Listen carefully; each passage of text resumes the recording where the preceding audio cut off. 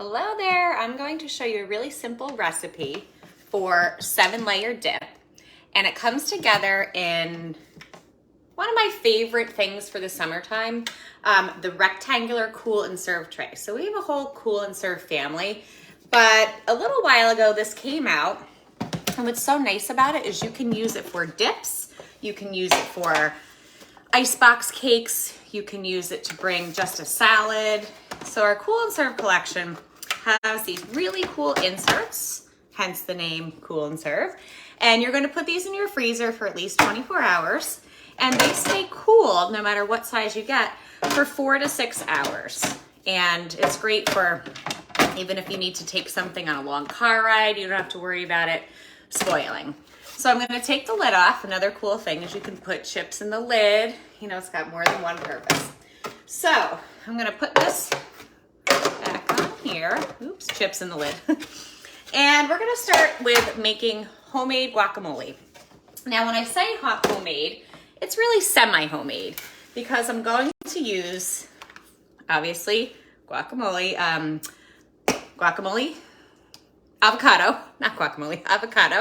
and I'm going to use just the Pampered Chef guacamole seasoning mix. So I'm gonna put in about a tablespoon. I kind of just eye it. About a tablespoon. It's pretty strong, so once you get it, you get to know, how much you like. So the guacamole seasoning is amazing, and it has a tablespoon per avocado. So I had 2 avocados, so I'm gonna put a little bit more. And then that's it. If you have a lime or you have anything else or you wanna make fresh guacamole, that's great. But I am just using this. And then I used our avocado tool.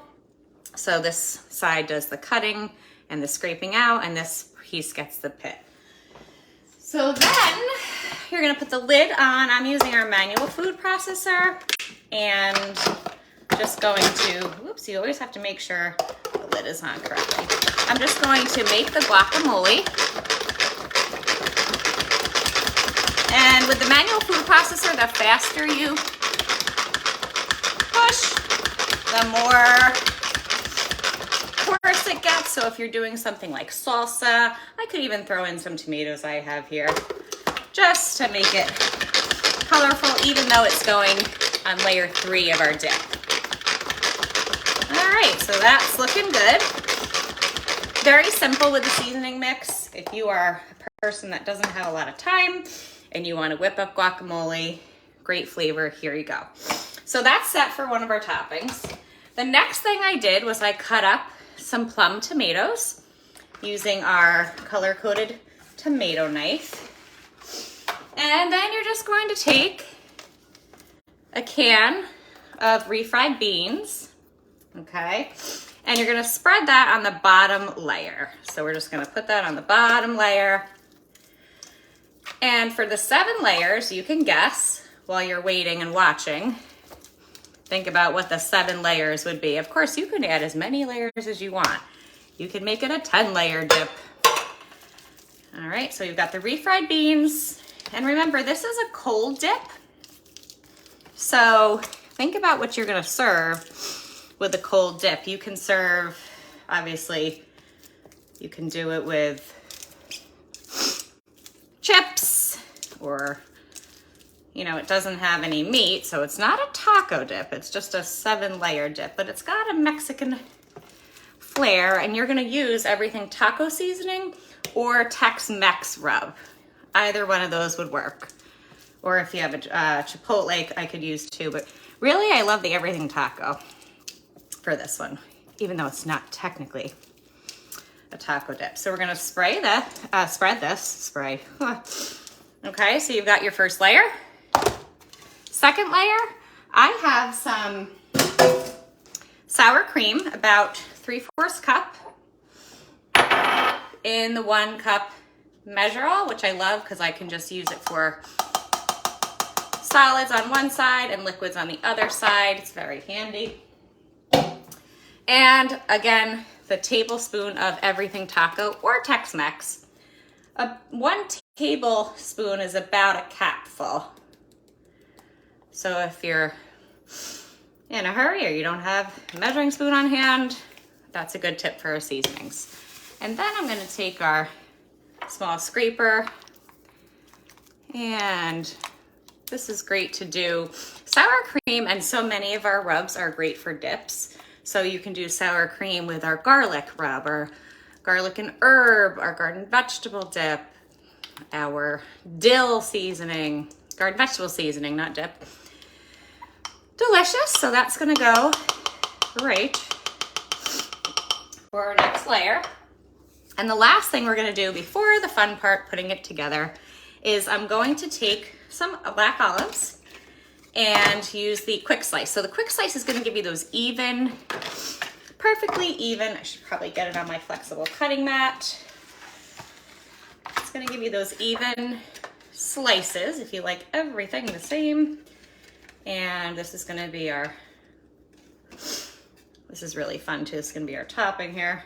So I'm just gonna go slice, and look at that, in seconds we've got sliced. Now of course you could buy them sliced, but it's no fun when you have the quick slice. Let me just grab a bowl, and I'm gonna put these in a prep bowl too. If you don't have prep bowls, I really suggest adding them to your arsenal of glassware. They have etched measurements. This is 2 cup, and then so on and so forth. We have 1, 2, 3 cup. And they have lids, so if you want to microwave something or, you know, put them in the fridge, that works great too. So I probably won't need the whole can. I'm not a big black olive fan, but I'm making this for a party, so they're getting black olives. Remember, you can always pick it off if you don't like them. And there we go. So the quick slice is great. I use it for peppers, onions, anything that you want. Sliced strawberries. Voila. I think we're ready to put the 7-layer dip together. So I've got the base, which is my refried beans. Again, I'm sure you could do black beans if you want. Put it down here. And then right now, I'm going to put our homemade guacamole. Now I laugh because I say it's not totally homemade. It is semi-homemade.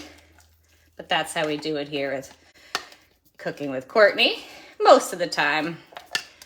Sometimes I go homemade with everything, but a lot of times it's just a quick shortcut or something easy and simple.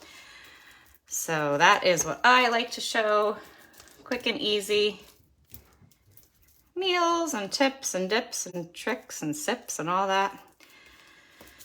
So I did about 2 large avocados, so you might need more if you want to put more guacamole.